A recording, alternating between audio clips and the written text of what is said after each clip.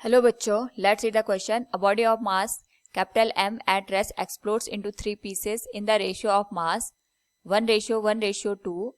Two smaller pieces fly off perpendicular to each other with velocity 30 meter per second and 40 meter per second respectively. The velocity of third piece will be, here we have given four options. Now to answer this question, first we will discuss here the key concept, and here the key concept will be conservation of momentum.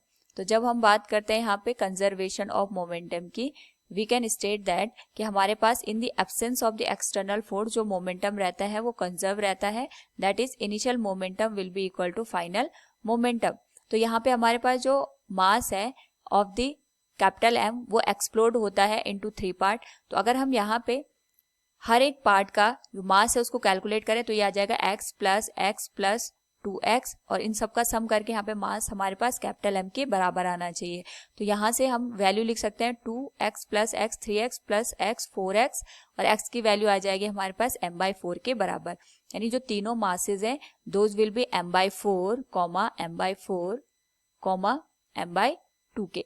Now यहाँ पे according to the question जो smaller मास है that is m/4 and m/4 वो 30 metre per second और 40 metre per second से perpendicular direction में move करने लग जाते हैं लाइक दिस.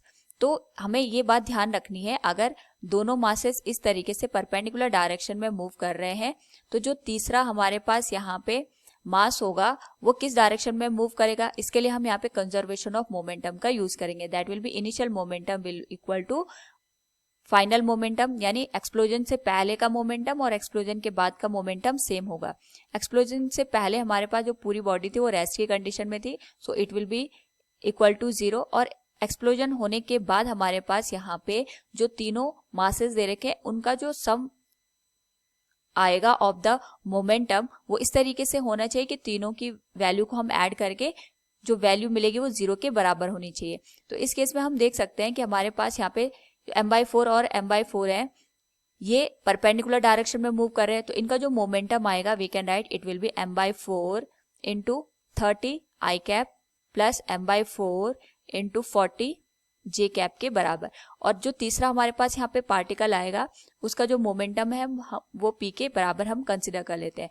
और इसको अगर हम ग्राफ से भी देखें या फिगर से भी हम इसको समझ सकते हैं, इन दोनों जो पार्टिकल का मोमेंटम आएगा resultant that will be in this direction. तो हमारे पास जो थर्ड पार्टिकल है उसका मोमेंटम इस तरीके से होना चाहिए कि जो इन दोनों का रिजल्टेंट मिला उसके अपोजिट हमारे पास तीसरे पार्टिकल का मोमेंटम आना चाहिए, और साथ में इसका जो मैग्नीट्यूड होगा इन दोनों के रिजल्टेंट के बराबर हमें देखने को मिलेगा, तभी जाके पूरे सिस्टम का मोमेंटम 0 के बराबर होगा. So we can say here जो हमारे पास थर्ड पार्टिकल है उसका मोमेंटम होगा m/4 into 30 i cap plus m/4 into 40 j cap के बराबर.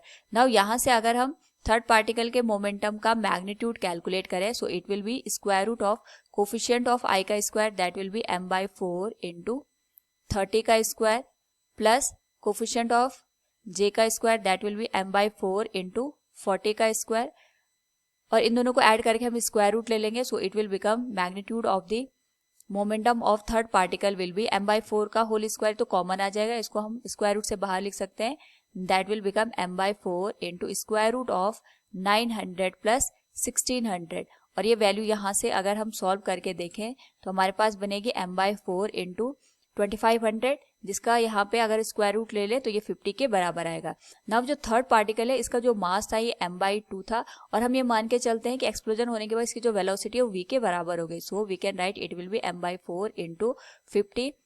m से m कैंसिल हो जाएगा, इट विल बी 2 2 4, और यहाँ से जो v की वैल्यू बनेगी that will be 25 metre per second. यानी जो तीसरा पार्टिकल है हमारे पास उसकी जो वेलोसिटी होगी 25 मीटर पर सेकेंड के बराबर होगी. So from the given question we can say here the velocity of third piece will be 25 metre per second. Option B will be the right answer. Hope all you understood it. Thank you and best of luck.